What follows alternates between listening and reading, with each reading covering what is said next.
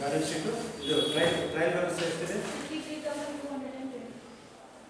5,32,200 ಇರಬೇಕು ಇಲ್ಲ 53,220 ರೈಟ್. ಅದು ಮಾಡಿದ್ದೀರಿ ಪ್ರಾಬ್ಲಮ್ಮು ಸರಿಯಾಗಿದೆ. ಈಗ ಇನ್ನೊಂದು ಪ್ರಾಬ್ಲಮ್ ಮಾಡೋಣ.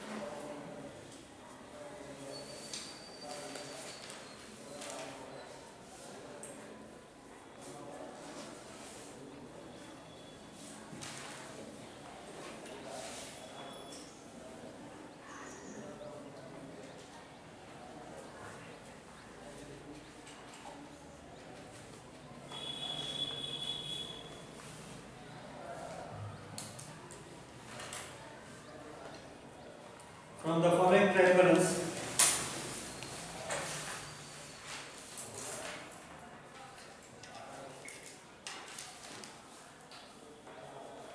prepare final accounts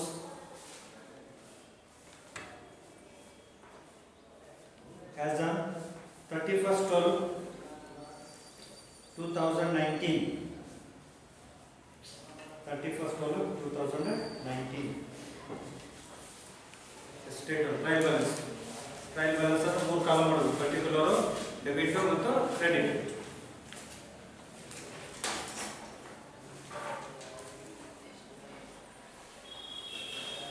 capital credit side 2,90,000. 2,90,000. Drawings debit side ಬಂದಿದೆ 7,600. 7,600. ಪರ್ಚೇಜಸ್ ಡೆಬಿಟ್ ಕಾಲಮ್ ನಲ್ಲಿ 89,000. ಸೇಲ್ಸ್ 1,50,000. ಕ್ರೆಡಿಟ್ ಸೈಡ್ ಯಾವ ಡೆಬಿಟ್ ಸೈಡ್ ಬರ್ತಾವೆ ಯಾವ ಕ್ರೆಡಿಟ್ ಸೈಡ್ ಬರ್ತಾವೆ ಅನ್ನೋದು ನಿಮಗೆ ಟ್ರಯಲ್ ಬ್ಯಾಲೆನ್ಸ್ ಹೇಳಿದ್ದೀನಿ. ಡೆಬಿಟ್ ಸೈಡ್ ಅಸೆಟ್ ಮತ್ತು ಎಕ್ಸ್ಪೆನ್ಸಸ್, ಕ್ರೆಡಿಟ್ ಸೈಡ್ ಲಯಬಿಲಿಟೀಸ್ ಮತ್ತು ಇನ್ಕಮ್. ಸೊ ಇದೇನಿದೆ ನಾನು ಹೇಳಿದಾಗ ಪರ್ಚೇಸಸ್ ಅಲ್ವಾ, ಸೇಲ್ಸ್ ಹೇಳಕತ್ತಿದ್ದೇನೆ. ಇದು ಇನ್ಕಮ್ ಆಗುತ್ತೆ, ಕ್ರೆಡಿಟ್ ಸೈಡ್ ಬರುತ್ತೆ. Sales 1,50,000. Then stock on 1/1/2019 12,000 debit side. Then sales returns debit side 2,800. Purchase returns credit side 4,500. 4,500. Then wages 8,000. Building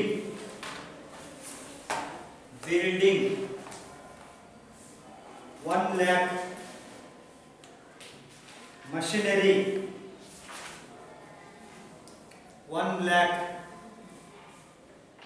Furniture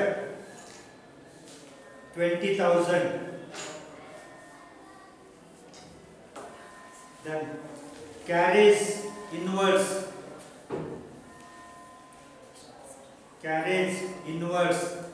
10,000.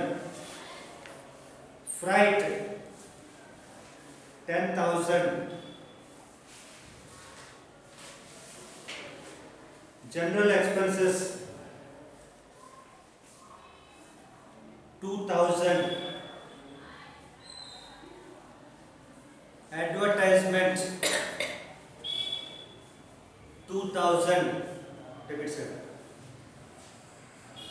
Printing and stationery 400 debit side. Then interest issued credit side 3500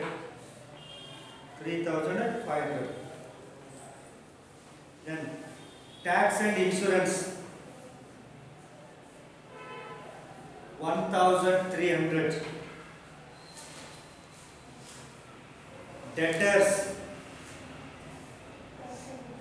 tax and insurance 1300 debit side debtors 65000 debit side creditors 12,000 credit side bills receivable 15,000 debit side bills payable 7,000 credit side cash at bank 10,000 debit side investment 2,000 debit side cash in hand 1,900 salaries debit side 8,000 total of both sides 4,67,000 4,67,000 then adjustments one day closing stock was valued at rupees 15,000 then insurance prepaid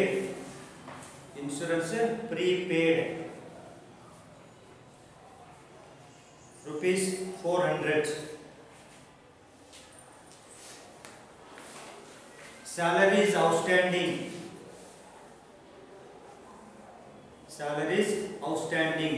rupees 2,000 then taxes outstanding or taxes due 1,300 due andru onde outstanding andru onde next depreciate building and machinery and furniture by 20%.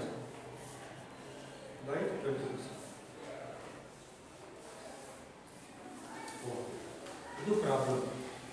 ಈಗ ನಾವೇನು ಮಾಡಬೇಕು ಅಂತಂದ್ರೆ trading account ಮಾಡಬೇಕು, profit and loss account ಮಾಡಬೇಕು ಮತ್ತು balance sheet ಮಾಡಬೇಕು, ಮೂರು ಮಾಡಬೇಕು. ಈಗಾಗಲೇ ನಾನು ನಿಮಗೆ ಟ್ರೇಡಿಂಗ್ ಅಕೌಂಟು ಹೇಗೆ ಮಾಡಬೇಕು, ಟ್ರೇಡಿಂಗ್ ಅಕೌಂಟ್ನಾಗ ಏನೇನು ಬರ್ತವೆ, ಡೆಬಿಟ್ ಸೈಡ್ ಏನು ಬರ್ತವೆ, ಕ್ರೆಡಿಟ್ ಸೈಡ್ ಏನು ಬರ್ತವೆ ಅಂತ ಬರ್ಸಿದ್ದೀನಿ. ಪ್ರಾಫಿಟ್ ಅಂಡ್ ಲಾಸ್ ಅಕೌಂಟಲ್ಲಿ ಡೆಬಿಟ್ ಸೈಡ್ ಯಾವ ಬರ್ತವೆ, ಕ್ರೆಡಿಟ್ ಸೈಡ್ ಯಾವ ಬರ್ತವೆ ಅಂತ ಬರ್ಸಿದ್ದೀನಿ. ಬ್ಯಾಲೆನ್ಸ್ ಶೀಟ್ನಲ್ಲಿ ಲಯಬಿಲಿಟಿ ಸೈಡ್ ಯಾವ ಬರ್ತವೆ, ಅಸೆಟ್ ಸೈಡ್ ಯಾವ ಬರ್ತವೆ ಅಂತ ಬರ್ಸಿದ್ದೀನಿ. ಮತ್ತೆ ಅಡ್ಜಸ್ಟ್ಮೆಂಟ್ ಹೆಂಗೆ ಟ್ರೀಟ್ ಮಾಡಬೇಕು ಅನ್ನೋದನ್ನು ಬರ್ಸಿದ್ದೀನಿ. ಬರ್ಕೊಂಡಿದ್ದೀರಿ? ಬಾಕಿದವರು ಕ್ಲಾಸ್ನಾಗ ಬಂದಾಗ ನಡೀತೈತಿ. ಇನ್ನು ಉಳ್ಕಿದವರು ಆನ್ಲೈನಾಗ ಹಾಕಿದ್ದೀನಿ. ನೋಡಿದಿರಿ ವಿಡಿಯೋ? ಎಷ್ಟು ಜನ ನೋಡಿದ್ದೀರಿ ವಿಡಿಯೋಸ್ ಎಷ್ಟು ಜನ ನೋಡಿದ್ದೀರಿ? ಮತ್ತು ಬಾಕಿದವ್ರು ಏನು ಮಾಡ್ತೀರಿ ಮತ್ತೀಗ? ಹೆಂಗೆ ಮಾಡ್ತೀರಿ ಮತ್ತೀಗ? ಏನು ಮಾಡ್ತೀರಿ ಅಂತಂದ್ರೆ ಈಗ ಯಾರು ಬರ್ದಿದ್ದಾರೋ ಅವ್ರ ಕಡೆಯಿಂದ ತಗೊಂಡು ನೀವು ಬರ್ಕೊಳ್ರಿ. ಟ್ರೇಡಿಂಗ್ ಅಕೌಂಟ್ ಬರ್ಕೊಳ್ರಿ, ಪ್ರಾಫಿಟ್ ಅಂಡ್ ಲಾಸ್ ಅಕೌಂಟ್ ಬರ್ಕೊಳ್ರಿ, ಬ್ಯಾಲೆನ್ಸ್ ಶೀಟ್ ಬರ್ಕೊಳ್ರಿ ಮತ್ತು ಟ್ರೀಟ್ಮೆಂಟ್ ಆಫ್ ಅಡ್ಜಸ್ಟ್ಮೆಂಟ್ಸ್ ಮನ್ ಬರ್ಸಿದ್ದೇನೆ. ಕ್ಲೋಸಿಂಗ್ ಸ್ಟಾಕ್ ಅನ್ನು ಹೆಂಗೆ ಟ್ರೀಟ್ ಮಾಡಬೇಕು, ಔಟ್ಸ್ಟ್ಯಾಂಡಿಂಗ್ ಎಕ್ಸ್ಪೆನ್ಸಸ್ ಅನ್ನು ಯಾವ ರೀತಿ ಟ್ರೀಟ್ ಮಾಡಬೇಕು, ಪ್ರೀಪೇಯ್ಡ್ ಎಕ್ಸ್ಪೆನ್ಸಸ್ ಅನ್ನು ಯಾವ ರೀತಿ ಟ್ರೀಟ್ ಮಾಡಬೇಕು ಅಂತ ಇವನ್ನೆಲ್ಲ ಬರ್ಸಿದ್ದೇನೆ. ನೀವು ಅಷ್ಟು ಬರ್ಕೊಳ್ಬೇಕು. ಬರ್ಕೊಳ್ಳಿದ್ದಾಗ ನಾನು ಹಂಗೆ ನಿಮ್ಮ ತಲೆಯಾಗ ಬರಲಿ ಅಂತ ಹೋಗೋದಿಲ್ಲ, ಅರ್ಥ ಆಗೋದಿಲ್ಲ ಪ್ರಾಬ್ಲಮ್ಸು, ಸರಿನಾ? ಈಗ ಬೇಕಾದ್ರೆ ಒಂದು ಪ್ರಾಬ್ಲಮ್ ಮಾಡ್ತೀನಿ ನಾನು, ಇದೇ ಟೈಪ್ ಆಫ್ ಪ್ರಾಬ್ಲಮ್ ನೀವು ಮಾಡಬೇಕು.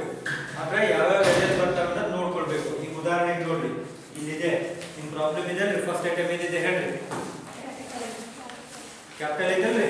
ನೀವೇನು ಮಾಡ್ಬೇಕಂದ್ರೆ ಎಲ್ ಅಂತ ಬರ್ಕೋಬೇಕು. ಎಲ್ ಅಂದ್ರೆ ಲಯಬಿಲಿಟಿ ಸೈಡ್ ಅಂತ ಹೇಳಿದ್ರು, ಬ್ಯಾಲೆನ್ಸ್ ಶೀಟ್ ಲಯಬಿಲಿಟಿ ಸೈಡ್. ನೀವು ಬೇಕಾದ್ರೆ ಗುರ್ತು ಮಾಡ್ಕೊಳ್ಳಿ,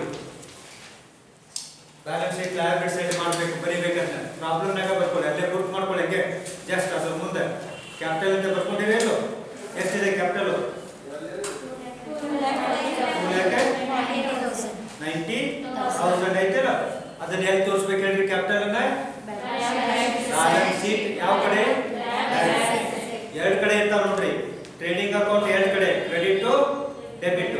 ಪ್ರಾಫಿಟ್ ಅಂಡ್ ಲಾಸ್ ಅಕೌಂಟ್ ಎರಡು ಕಡೆ, ಡೆಬಿಟ್ ಕ್ರೆಡಿಟ್. ಬ್ಯಾಲೆನ್ಸ್ ಶೀಟ್ ಎರಡು ಸೈಡ್, ಲಯಬಿಲಿಟಿ ಅಸೆಟ್ಸ್. ಬರೀ ನೀವು ಬ್ಯಾಲೆನ್ಸ್ ಶೀಟ್ ಅಂತ ಅಷ್ಟೇ ಹೇಳಂಗಿಲ್ಲ, ಯಾವ ಸೈಡ್ ಅನ್ನೋದು ಹೇಳಬೇಕು. ಪ್ರಾಫಿಟ್ ಅಂಡ್ ಲಾಸ್ ಅಕೌಂಟ್ ಅಂತ ಹೇಳೋದಿಲ್ಲ, ಪ್ರಾಫಿಟ್ ಅಂಡ್ ಲಾಸ್ ಅಕೌಂಟ್ ಯಾವ ಸೈಡ್ ಅನ್ನೋದು ಹೇಳಬೇಕು. ಹಿಂಗೆ ಹೇಳಬೇಕು ನೀವು. ಕ್ಯಾಪಿಟಲ್ ಆದ್ಮೇಲೆ ನೆಕ್ಸ್ಟ್ ಯಾವ್ದೈತಿ? ಡ್ರಾಯಿಂಗ್ಸ್ ಅನ್ನ ಮೈನಸ್ ಸಿ ಅಂದ್ರೆ ಕ್ಯಾಪಿಟಲ್ ನಲ್ಲಿ ಲೆಸ್ ಮಾಡ್ಬೇಕನ್ನ. Balance sheet minus C, capital ನಲ್ಲಿ ಬ್ಯಾಲೆನ್ಸ್ ಶೀಟ್ ಕ್ಯಾಪಿಟಲ್ ನಲ್ಲಿ ಲೆಸ್ ಮಾಡಬೇಕು. ಡ್ರಾಯಿಂಗ್ಸ್ ಅನ್ನ ಬರ್ಕೊಳ್ಬೇಕು, ನೀವು ಬರ್ಕೊಳ್ಬೇಕು. Next purchases, trading account debit side, trading account debit.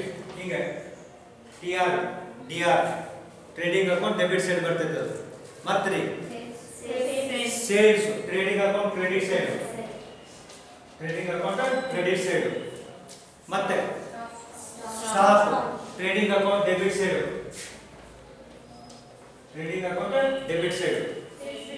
ಮತ್ತೆ sales returns minus sales, minus sales ಅಂದ್ರೆ ಸೇಲ್ಸ್ ನಲ್ಲಿ ಕಳಿಬೇಕು. ಕನ್ನಡ ಬರ್ಕೊಂಡ್ರು ಪರವಾಗಿಲ್ಲ. ಸೇಲ್ಸ್ ರಿಟರ್ನ್ಸ್ ಅನ್ನು ಎಲ್ಲ ಕಳಿಬೇಕು, ಸೇಲ್ಸ್ ನಲ್ಲಿ ಕಳಿಬೇಕು. ಪರ್ಚೇಸ್ ರಿಟರ್ನ್ಸ್ ಐತಲ್ರಿ, ಅದನ್ನ ಪರ್ಚೇಸಸ್ ನಲ್ಲಿ ಕಳಿಬೇಕು. ಮೈನಸ್ ಪರ್ಚೇಸಸ್ ಅಂದ್ರೆ ಪರ್ಚೇಸ್ ನಲ್ಲಿ ಕಳಿಬೇಕು. Next wages, trading account debit side, trading account debit side. Building, balance sheet asset A ಅಂತ ಬರ್ಕೊಡ್ರಿ, A B bar S, asset side of the balance sheet. ಮತ್ತೆ ಮಷಿನರಿ, ಅದು ಬ್ಯಾಲೆನ್ಸ್ ಶೀಟ್ ಅಸೆಟ್ ಸೈಡ್. ಮತ್ತೆ furniture, balance sheet asset side. Carriage inwards, trading account debit side, trading account debit side. Freight, trading account debit side. General expenses, profit and loss account debit side. Advertisement, profit and loss account debit side. Printed stationery, profit and loss account debit side. Interest issued, profit and loss account credit side. Tax and insurance, profit and loss account debit side. Debtors, asset side, balance sheet. Creditors, liability side, balance sheet. Bills receivable, asset side, balance sheet, balance sheet asset side. Bills payable, balance sheet, liability side. Cash at bank, balance sheet asset side. Investment, balance sheet asset side. Cash in hand, balance sheet asset side. Salary, profit and loss account debit side. ಮತ್ತೆ ಅದವಲ್ರಿ, ಇದಾದ್ಮೇಲೆ adjustment ಇದಾವಲ್ರಿ, adjustment ಎರಡು ಕಡೆ ಬರ್ತಾವೆ, ನೆನ್ಪಿಟ್ಕೊಳ್ರಿ. ಇವೆಲ್ಲ ಒಂದೊಂದ ಕಡೆ ಬರ್ತಾವೆ. ಇವು ಮೇಲ್ಗಡೆ ಟ್ರಯಲ್ ಬರ್ಸ್ ಆಗಿದ್ವಲ್ಲ, ಎಲ್ಲಿ ಬರ್ತಾವೇನ್ರಿ? ಒಂದ ಕಡೆ. Profit and loss account debit side ಅದ್ರಲ್ಲಿ ಅಷ್ಟ, ಮತ್ತೆ ಎಲ್ಲೂ ಬರೋದಿಲ್ಲ. ಆದ್ರೆ ಅಡ್ಜಸ್ಟ್ಮೆಂಟ್ ನಲ್ಲಿ ಕೊಟ್ಟಿದ್ವು ಎರಡು ಕಡೆ ಬರ್ತಾವೆ. ಅವು ಎಲ್ಲೆಲ್ಲಿ ಬರ್ತಾವ ನಾವು ಬರ್ಕೊಳ್ಬೇಕಾದ್ರೆ ಫಸ್ಟ್ ಯಾವ್ದೈತಿ? Closing stock, closing stock. ಅದ್ರ ಮುಂದೆ ಒಂದೇದು trading account credit side, trading account credit side. ಅದ್ರ ಮುಂದೆ ಟ್ರೇಡಿಂಗ್ ಅಕೌಂಟ್ ಕ್ರೆಡಿಟ್ ಸೈಡ್.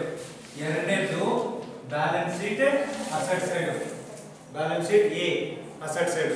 ಎರಡು ಕಡೆ ಬರುತ್ತದು.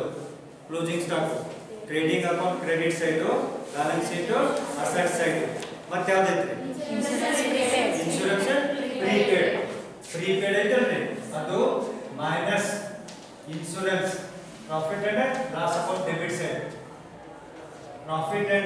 ಅಕೌಂಟ್ ಡೆಬಿಟ್ ಸೈಡ್ ಇನ್ಶೂರೆನ್ಸ್ ನಲ್ಲಿ ಕಳಿಬೇಕು.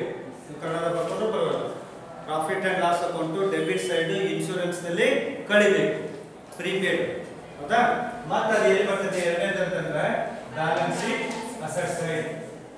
ಬ್ಯಾಲೆನ್ಸ್ ಶೀಟ್ ಅಸೆಟ್ ಸೈಡ್ ಎರಡು ಕಡೆ ಬರ್ತದೆ. ಬ್ಯಾಲೆನ್ಸ್ ಶೀಟ್ ಅಸೆಟ್ ಸೈಡ್ ತೋರಿಸಬೇಕು. ಎಷ್ಟು ಅಮೌಂಟ್ ಎಷ್ಟು ಅದು 400 ಬ್ಯಾಲೆನ್ಸ್ ಶೀಟ್ ಅಸೆಟ್ ಸೈಡ್ ತೋರಿಸಬೇಕು. ಅದೇ 400 ಅನ್ನ profit and loss account debit side insurance ನಲ್ಲಿ ಕಳಿಬೇಕು. ಸರಿನಾ? ನೆಕ್ಸ್ಟ್ ಯಾವ್ದೈತಿ? Salary outstanding. ಅದನ್ನ ಸ್ಯಾಲರಿ ಯಾಕೆ ಮಾಡ್ಬೇಕು? Profit and loss account. Profit and loss account plus salary debit side. Profit and loss account debit side. Profit and loss account debit side ಏನ್ ಮಾಡಬೇಕು? ಸ್ಯಾಲರಿಗೆ ಆಡ್ ಮಾಡಬೇಕು. ಸ್ಯಾಲರಿಗೆ ಆಡ್ ಮಾಡಬೇಕು. ಎರಡನೇದು balance sheet liability side. Balance sheet liability side outstanding expense liability.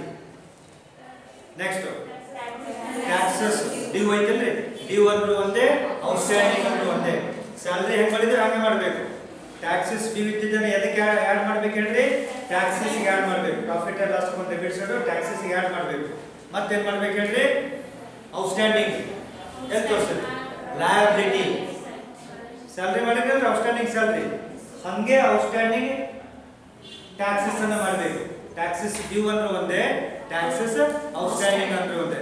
ಹಾಗಾದ್ರೆ taxes outstanding ಏನ್ ಮಾಡ್ಬೇಕು ಹೇಳ್ರಿ? ಟ್ಯಾಕ್ಸಸ್ ಗೆ ಆಡ್ ಮಾಡಬೇಕು.